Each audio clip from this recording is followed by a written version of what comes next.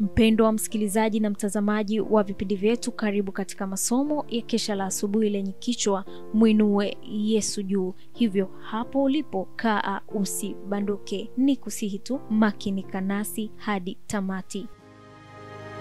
Piga panana ya makelele, Yesu yuaja tena. Ipaza sauti, imba sana. Yesu yuaja tena. Anakuja, anakuja.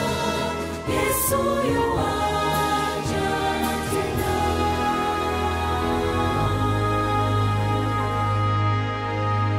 Na ikiwa ni Juni 12, mafundisho ya Kristo yaliujumuisha ulimwengu. Ikawa Yesu alipoyamaliza maneno hayo, makutano walishangaa mno kwa mafundisho yake. Mathayo 7:28. Tufumbe macho tupate kuomba. Asante Baba kwa asubuhi njema, kwa upendo wako mwingi maishani mwetu. Tunajikabidhi kwako tunapojifunza maandiko yako. Tuongoze kupitia jina lako Yesu Kristo, amen. Hakujihusisha katika mawazo yasiyo halisi, lakini katika kile kilicho muhimu kwa ujenzi wa tabia, kile ambacho kitapanua uwezo wa mwanadamu kumjua Mungu, kumongezea nguvu ya kutenda mema. Aliongea juu ya kweli zile ambazo huhusika na taratibu za maisha na zile ambazo zinamuunganisha mwanadamu na umilele.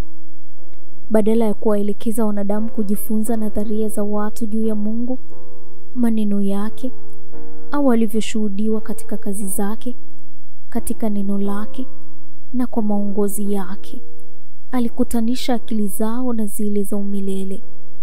Watu walishangaa mno kwa mafundisho yake.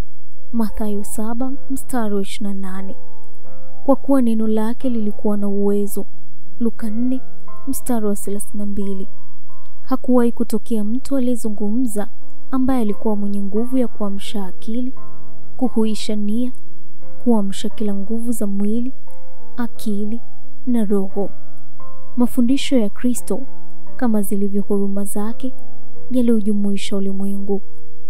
Hayatatokea mazingira maishani, zahama katika uzoefu wa mwanadamu ambavyo hakuviashiria katika mafundisho yake na ambavyo kanuni zake hazijafundishwa. Mfalme wa walimu, maneno yake yataendelea kuwa mwongozo kwa watendakazi wenza hadi mwisho wa wakati.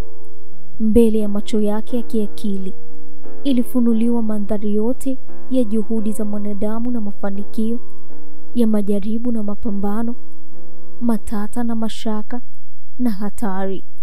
Mioyo yote, familia zote, anasa zote na furaha na jitihada zote kwake vilijulikana. Hakuzungumza tu kwa ajili ya, bali kwa kila binadamu. Kwa watoto wadogo katika furaha ya mwanzo wa maisha, kuwa na moyo wenye bidii usiotulia wa kijana. Kwa watu wazima kulingana na miaka yao, wakibeba mzigo wa kazi ya usimamizi. Kwa wazee katika udhaifu na uchovu wao. Kwa wote ujumbe ulisikika. Kwa kila mtoto wa binadamu, katika kila nchi na katika kila kizazi. Katika mafundisho yake kulikuwa na mambo ya uhusuyo wakati wake na yale ya umilele. Mambo yanayoonekana kama yanavyohusiana na yale yasiyoonekana. Matukio ya maisha yanayopita na matukio ya kidini ya uhusuyo mambo yajayo. Aliweka mambo ya maisha haya katika uhusiano sahihi kama yaliyo chini ya yale ya umilele, lakini hakupuuzia umuhimu wake.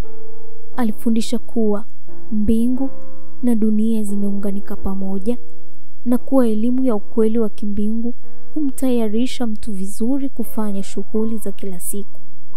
Kwake hakuna alichofanya bila kusudi. Michezo ya watoto, shughuli za mwanadamu, furaha ya maisha, masumbufu na maumivu yote yalikuwa njia ya kutimiza kusudi fulani, ufunuo wa Mungu kwa ajili ya kuinua ubinadamu. Utasoma Elimu kurasa wa 62 hadi 63.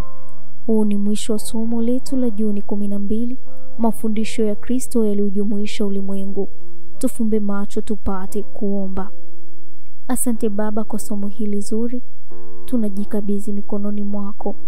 Tunaomba Baba utuongoze kuyashika ile kweli yako na kuyaishi sawa na mapenzi yako.